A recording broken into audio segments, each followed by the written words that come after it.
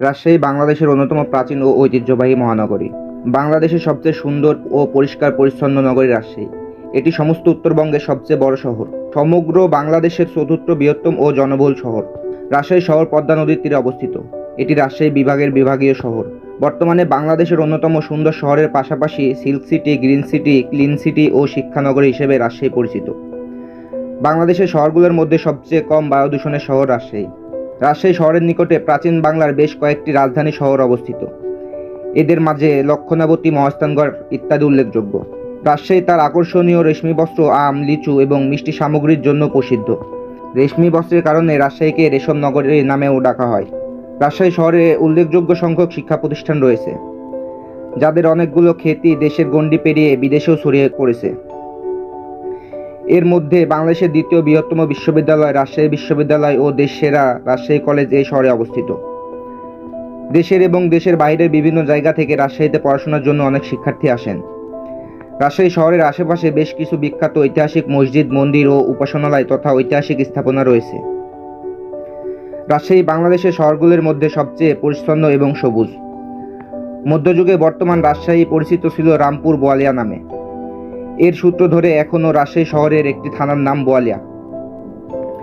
রাজশাহী পুনর্বর্ধনের প্রাচীন অঞ্চলে অবস্থিত। সুফি সাধক শাহ মখদুমের সমাধিতে লিপিবদ্ধ নথি অনুসারে শহরের ভিত্তি 1634 সালে। 18 শতকে এই অঞ্চলে একটি ডাচ বসতি ছিল। 1876 সালে ব্রিটিশ রাজত্বের সময় রাজশাহী পৌরসভা গঠিত হয়।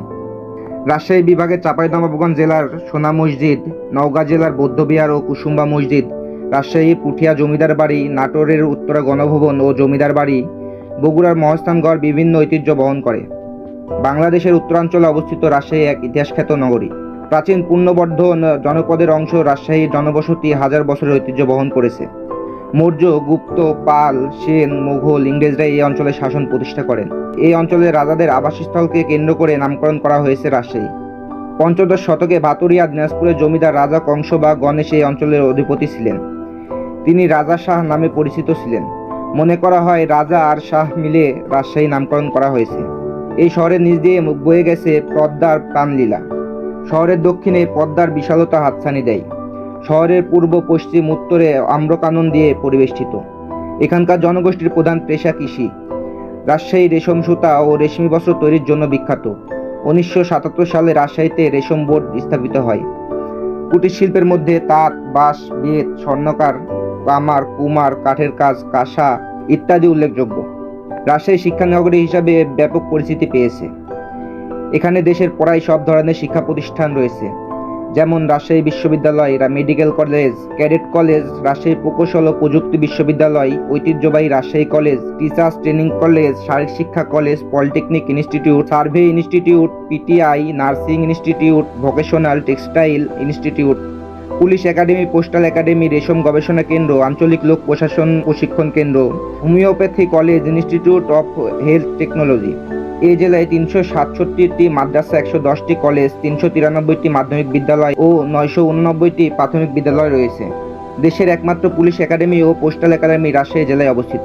রাজশাহীর ইতিহাস ঐতিহ্যের অন্যতম ধারক রাজশাহী বোয়ালিয়া ক্লাব। 1884 সালে স্থাপিত ঐতিহ্যবাহী এই ক্লাবটি শুধু অভিজাত শ্রেণীর জন্য নির্ধারিত ও সীমাবদ্ধ ছিল। ইংরেজ শাসক ও বিদেশি বেনিয়া শ্রেণীর আনন্দ বিনোদনের কেন্দ্রে ছিল এই ক্লাব। সোয়া 100 বছর বয়সী এই সংগঠনটি কালের বিবর্তনের বহু ঐতিহাসিক ঘটনার সাক্ষী হয়েছে। কালের উত্থান, পতন, নিষ্ঠুরতা, কলঙ্ক সবকিছু স্মৃতিই বিজড়িত এই ক্লাব।